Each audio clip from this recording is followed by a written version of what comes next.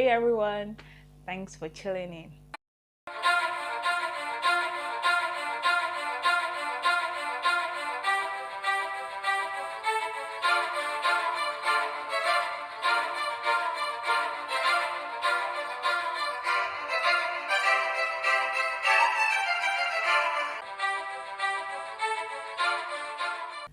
Welcome back. In case you're new on this channel, kindly click on the subscribe button. Thank you. So there is a story that I've never shared before. I had to say the story during a program, and then I remembered that, oh, I haven't said the story before.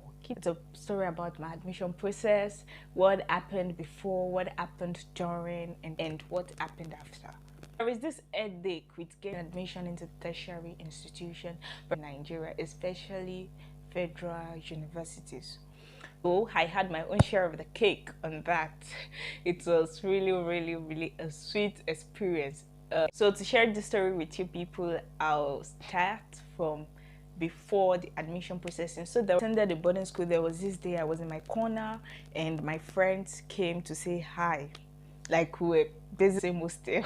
So we just came to gist, they came to my corner and then we're talking about life after secondary school. So we're just like, I was like, when I get to university, I'll do this, I'll do that, I'll wear this kind of clothes. I knew that I couldn't wear at home. So I'll do this kind of things, like just as freedom. Really, the way I was brought up, we're not really exposed to something. So we had everything planned out already. I was discussing with my friends. My friends were saying I was harding, I'll do this. In fact, I can't even remember if I said I would actually attend, go for church services and all. So saying all of this, my friend left for their corner and I was alone on my bed, and then I felt this condemnation because of what I've said.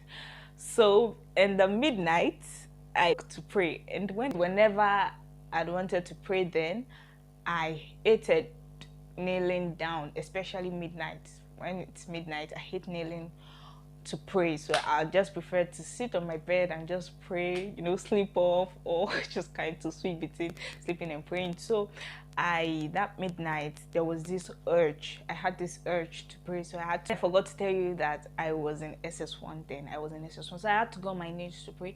And my mom do tell us something, that whenever you want to tell God something, or whenever you're desperate to get an answer, or whenever you want God to do something for you, you should be mindful of what you say, so that whatever you say won't later lead you into trouble, or won't later lead you to, insulting God or stuff.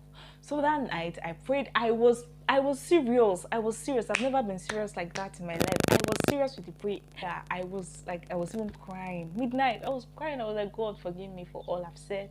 I really do not want to go bad, but prayer I felt, okay, if I really do not want to go bad, I need to tell God that I want to be somewhere working for him, so that even if I had any plan of going bad or something, there will be something to tie me down, that okay, you're working somewhere in God, you're working somewhere in the church, and do this. And I just felt, okay, if I could just tell God that, okay, I want to be somewhere working for him, it would just serve as a check for me, to me. I was pushed to say, I was being serious, I was pushed. And guess what I said? I said, God, if I am not somewhere working for you, please do not give me admission into university. Hey, well, I said it. I said, God, if I am not somewhere working for you, do not even bother giving me admission into university. And I was so specific. I said I wanted to become a senior chorister. So I said, if I'm not, and in my church, before you become a senior chorister, sorry, you'll have to undergo 5 stages of test. And I said, then I I was not even serious with any. So talk more of, having hopes that, okay, in the next blah blah blah, I'll be done with this test. And during the test doesn't guarantee that you would pass. So you can actually feel you can actually feel the test. So the test is just, so to cover that. And when I could remember, I had to stay at home for 2 years. The first year we did every connections that we had and nothing worked. So I had to open up to my mom that, okay, mom, this is what is actually up this was my discussion with God, and I think this is why this thing is not working. And she was like, oh, you would have just said this to me.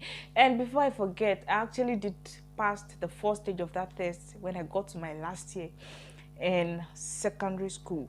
That was when I passed my first stage, because I did that test in SS1, I failed. I did it in SS2, some things came up, they didn't get our names and stuff, so we couldn't even sit for the test. So till I got to SS3, that was when I passed that test. When I passed that test in SS3, I was like, okay, God should know that I am on the track and you should just give me admission. At least when I get to school, I'll be serious and I'll sit in for the remaining test. But God said no. Except my mom was like, okay, since that was the situation, you can just do 2 tests at a time, because I was left with 4 tests, and with the remaining 4 tests, I can actually do 2 at a time. So she was like, just do 2 at a time and you finish everything in the space of a year. I said no. My village people, I said no. I said no, I can't do both tests once. Just let me do it one. When I'm a junior chorister, you know, at the end of the first 2 tests, I'll become a junior chorister. So I was like, at the end of the first 2 tests, another admission, and God would actually know that, okay, this girl is actually fit. I didn't get admission. That was so, like, I'd already spent a year, so I had to wait for another year, and that was when I began to cry. And at that point, people were like, hey, what happened to you? What happened to you? You're thinking, you're doing this, you're doing that. And at that point, I didn't even know that I was thinking. You know, I got to understand that people would think, who brood do not know they actually do. So really becoming slim, like I was just becoming slim. Me that I was fat and sweet before, I was becoming, and people were like, what's up, are you thinking? I said, no, I'm not thinking. You know, both the concerned and the unconcerned, I just want to ask for asking sake, so that they will not look as if, so that it will not look as if they are not concerned.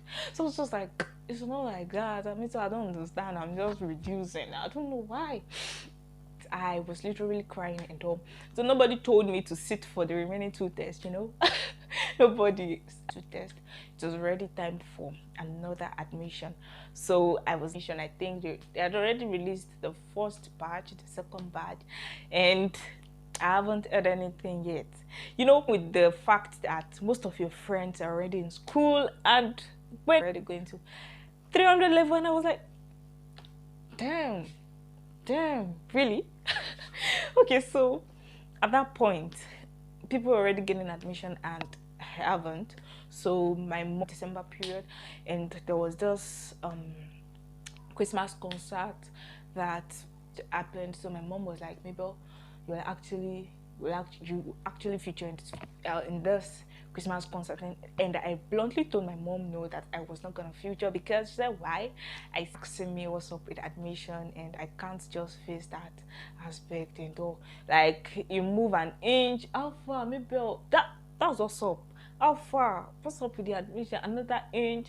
When you finished explaining to this person, you're already there explaining to another person. Everybody, admission.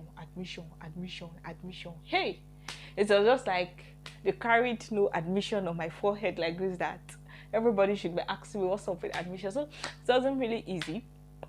It wasn't, you will actually future, no matter what, you will actually future. This is God's work and all. So I had to succumb. I went for a concert, and on the day of performance, I think the first day of performance, that was when the miracle happened. The chord that I gained admission, and at that point I didn't even jump up, because I didn't even expect it. So it was my mom that was doing all the rolling on the floor. She was thanking God, blah blah. That was I gained admission. And after I gained, I'm not saying if anyone gains admission early or immediately, I'm not saying it is bad, but I saw it to be a blessing in the sense that I actually had a whole lot of nonsense things, like nonsense planned already, and I was waiting to explore when I get to the when I get to the university. But that period, yes, was something else for me. It was more of a spiritual growth for me.